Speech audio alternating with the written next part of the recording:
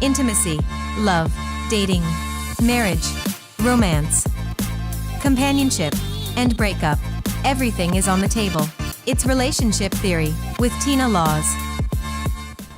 Welcome back to Relationship Theory with your host, Tina Laws. And today we have in studio an amazing woman, a superwoman, LaWanda Ball. And today we're going to be talking a bit about life after divorce and what does it look like? You know, oftentimes people fall down and don't know how to get back up. So today Ms. Ball's just going to share a little bit about her experience, and I'm going to let her take the lead right now. Just tell us something briefly about who you are. Well, of course, my name is LaWanda Ball. I'm 50 years old, young. And just a little bit about me. I have 2 children. Been married twice, divorced twice, and the second has been an awesome journey, an awesome experience of just learning about LaWanda. Yes, I love it. And she really is learning about LaWanda. The good thing is I know her and we talk quite often. And so I thought she'll be a perfect person because she has persevered what many people can't persevere in. And so today I just wanted to briefly talk about us, you and I, LaWanda girl, like nobody's even watching us. Just talk about your journey and what it looked like when your first divorce and what it looks like now after your second divorce, the healing process and the way in which you got to where you are today, all of those things. So let's go back a little bit on your first marriage, just a little snapshot of the situation. My snapshot of my first marriage, basically, you know, you fall in love, you thought everything was great, you go along and then you hit a roadblock, and it just got boring. Try to communicate, try to say what's happening, and then you do the ultimate and you fold on. Once that happened, I fell, but it was like at the end of the day, it's like life goes on. I divorced the first time, and you know, because you think that it's all about them. But then I looked in the mirror at myself. It was like, wait a minute, you played a role. So it made it easier to heal because I took ownership of my part in it. Then moving along to number 2, again, you think everything is going along great, and this time the role reversed. Yes. He divorced me. And again, it's looking at the mirror, it's like, okay, well, at the end of the day, I still had a friendship. And that's how I looked at the first marriage. It's like friendship first. And as I got married as friends, I also divorced as friends. So just, again, looking in the mirror, taking the ownership of my role, it was easier to heal. So let's go back a bit to your first marriage and the role that you played, as well as having a family in that situation. For many watching, you know, many have been in first, second, third, and fourth marriages, you know, and it doesn't make people bad, or it doesn't make somebody, you know, a person a risk.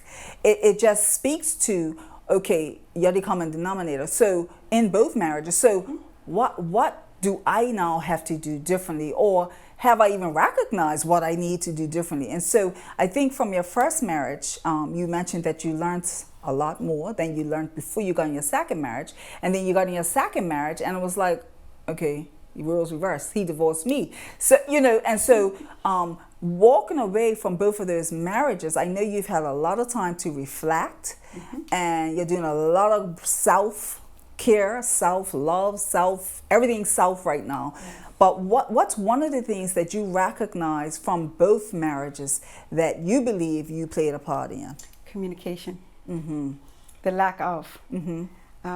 My first marriage, it was being afraid to speak how I felt because of childhood trauma of being shouted at. I didn't know it was okay to think or feel different. So, of course, when you do go to talk and that male voice is sterner than yours, I shut down. So that's where it broke the communication. Yes. So going into my second, I would make sure I wanted to make sure that I talked and wanted to express, but I think I was a little bit more dominant in expressing. So it wasn't allowing him to be himself and taking over the communication piece. Yes. So that was major.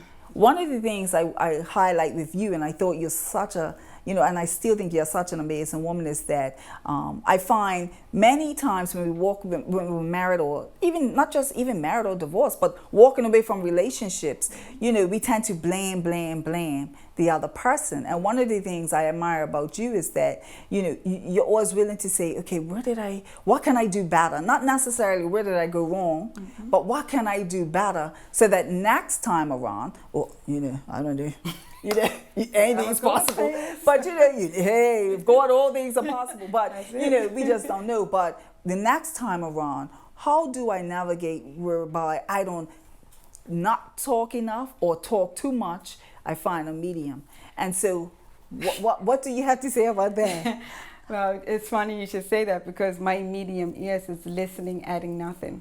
So yes, communicate, but also allow them to communicate and understand from their communication and let them speak. Because what I would do is basically cut it off before they finish, thinking I know the rest. So now I don't know, and I'm learning, and I will continue to learn. So it's just a matter of listening to understand versus listening to reply. And a lot of women say that. I didn't even let them finish because I already know what he's going to say. And as we all know, as women, all of us women out here, a lot of times we do the same thing with our children. We finish their conversation. And when it comes to our relationships, our partner, we're supposed to be partners, right? We tend to take the mother role. Because we're, in a weird way, we tend to finish the conversation. And they're like, well, okay, you got the answers. Well, why do I have to answer? And so for you and for many out there who are probably still in relationships like this, take a lesson from this. We have to not just talk, but listen, and listen with the understanding that what am I going to take away from this versus whatever. Let me just hear what he's got to say, and then I'm going to tell him what I think. Exactly. Yeah. And so moving through that, Lawanda, you also have two amazing children. Two amazing children. So you walked away from your first marriage. How was that? Was that challenging to your children? And if so, what was the challenges, if you wish to share? That's fine. The challenges, yes, it was challenging because with my first, it was my second child's father. And she was a teenager. And of course, at the beginning, she played that role of, let's see which one I can get over. But I didn't wish to share at the beginning, but I knew one day I would have to sit down and tell her my side of the story.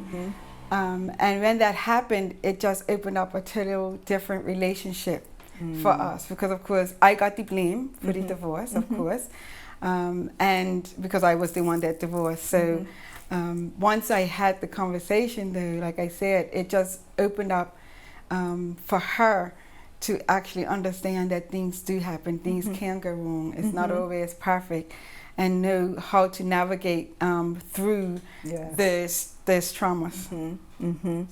And then how did your son manage it first time? The first, in actual fact, when I moved out, I left him there. And I think he felt abandoned at first. But he was older, so I thought. And I thought that he would be okay. But I left him with someone that really wasn't his father, he was his stepfather.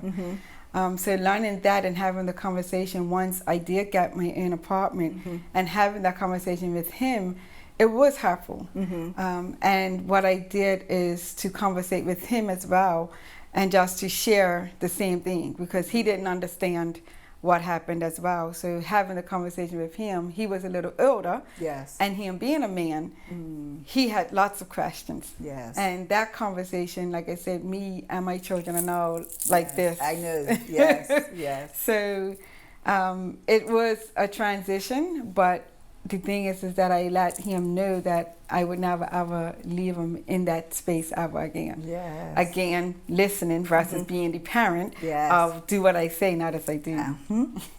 I love it. I love it. And the other thing is, so now, okay, you walk away, your children are functioning, okay, mom and dad and stepdad, you know, they're separated. So now we're functioning as mother, son, and daughter. And here comes hobby number 2, sweeps mommy off her feet. How does that look?